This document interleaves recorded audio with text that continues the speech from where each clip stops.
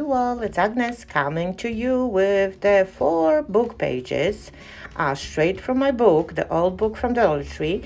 And then we are going to refresh our skills of how to make the roses out of the book pages. So to begin, you do need to have a square. So I'm just folding on the angle my rectangle on the angle, and of course I do have a square. So now I do want to attack 2 pages at the same time to cut the time.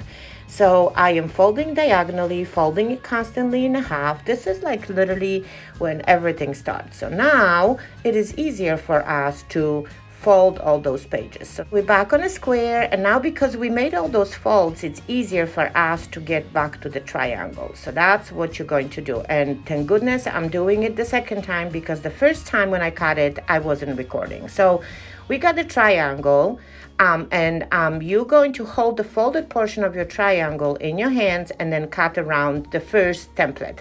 And just because I already cut the first one, I'm going to follow the size, the shape, and simply cut the same one right there. Okay, so we got 2. So I got 2 and 2 in each. So now I want to cut the tips off, and we are all good now. So now it's time to separate all of it and then start another process. I am positive you've seen me doing that rose out of burlap, and you've seen me doing a different rose out of the book pages. I mean, a couple different ones, but this is another one. So here we are going to start to eliminate the section. So on the first cutout that we opened up, you remove one section. On the second one, obviously, we're going to remove 2 sections, but make sure to save those because we're going to need them. And of course, the third one, if you guessed, we are going to remove 3 sections out of that cutout. So see how easy that is? It takes a little while, and I'm actually so glad that I cut it the second time. And the fourth one, you're literally removing 4. That means you're removing the half of your cutout. Okay, so here we go. We all ready. All the pieces are there. So now, ideally, you do want to start from gluing everything together. But because we do want to add a little bit a profile to my roses, to our roses, I would say we need to curl them, but you can really curl that really first 2 hearts, that first 2 sections. So all what I'm going to do is use my tacky glue and just glue them together as close as I can to create one of the layers. Okay, and now when it comes to the bigger pieces, I'm just going to take my scissors, literally close them up, and then gently try to curl the sides. The more you curl, the more profile of the rose is there. But obviously, it all depends on the paper you're dealing with, but let's be gentle.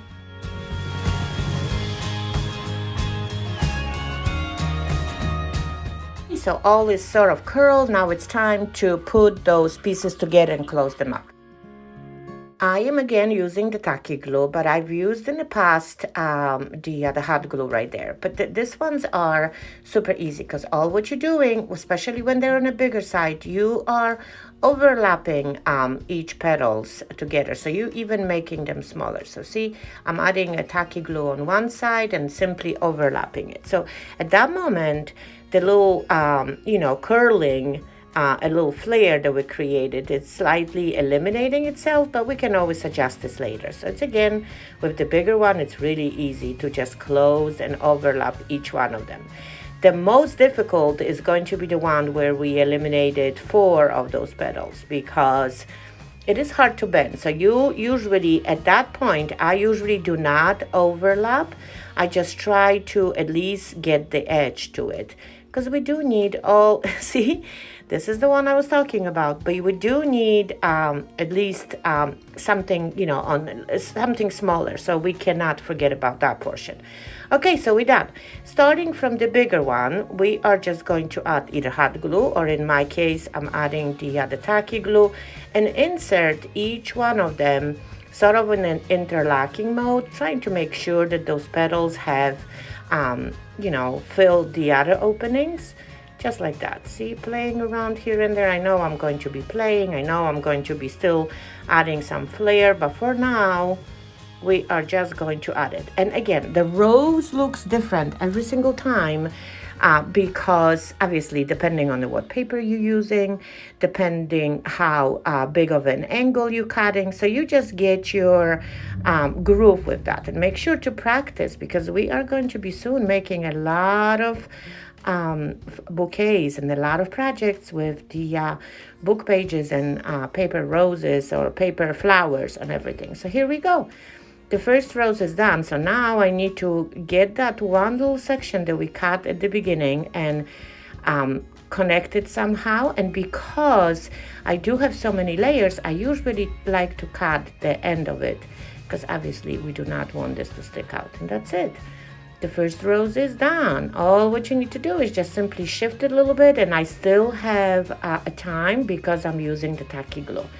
So now, of course, there will be no project if there's no little diamond dust added to it. And plus, I do wanted to make sure that my flaring that I've done is, staying low. So I'm adding a little bit of a Mod Podge, and of course, I'm going to sprinkle gently with some diamond dust. And of course, I'm going to do other things later, but when we are going to start making the big project. So keep on practicing those roses. So here we go. We have 2, and I'm going to, here is the close-up. They actually really look pretty good. Okay, so I hope that that was clear enough. If you have any questions, please ask away, and please practice, practice, practice, because we're going to be working a lot with the paper and the flowers. Again, thanks for watching, and if you did enjoy, please don't forget to sprinkle. Thanks. Bye.